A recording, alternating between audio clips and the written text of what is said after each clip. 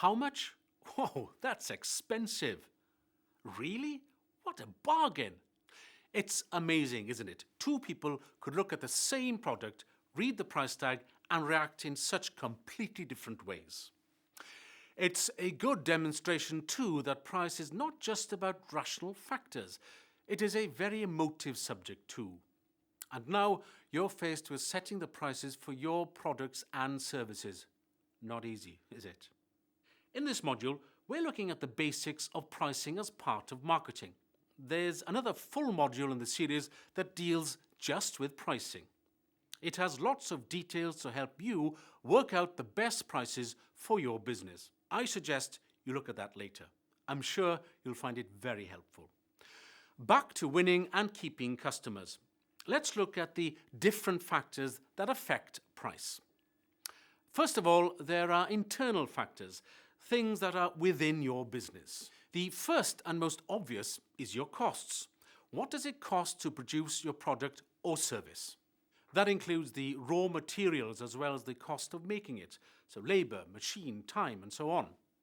Don't forget the packaging and storage costs if you have to keep stock in a warehouse. Of course, if you're offering a service, your costs are completely different.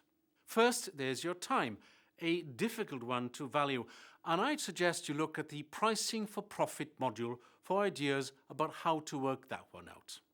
You may have costs involved in getting to your client, road, rail, air, or over the internet.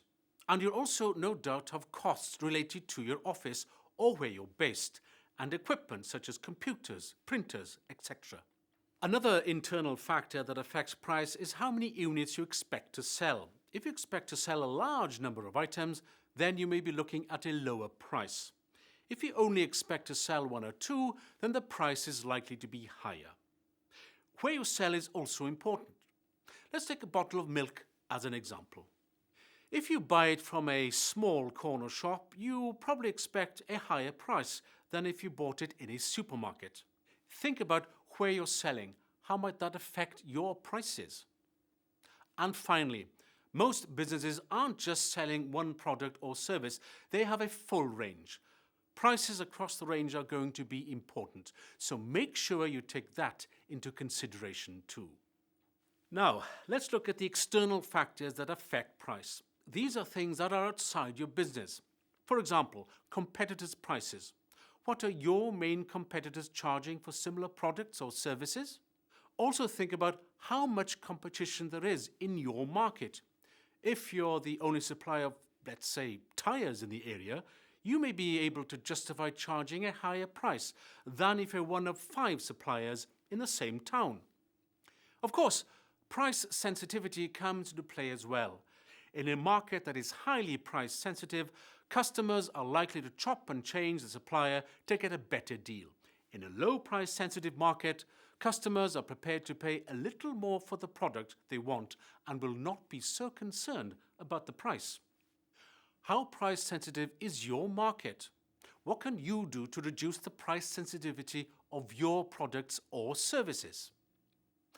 This brings us on to the big question regarding pricing. What are your customers willing to pay? It's really important that you have a clear understanding of this. It'll help you decide where to pitch your prices. Lots to think about, isn't there? There's a useful template to download called Check Your Prices. It provides you with a way to pull these external factors together. Use it to help you set your prices.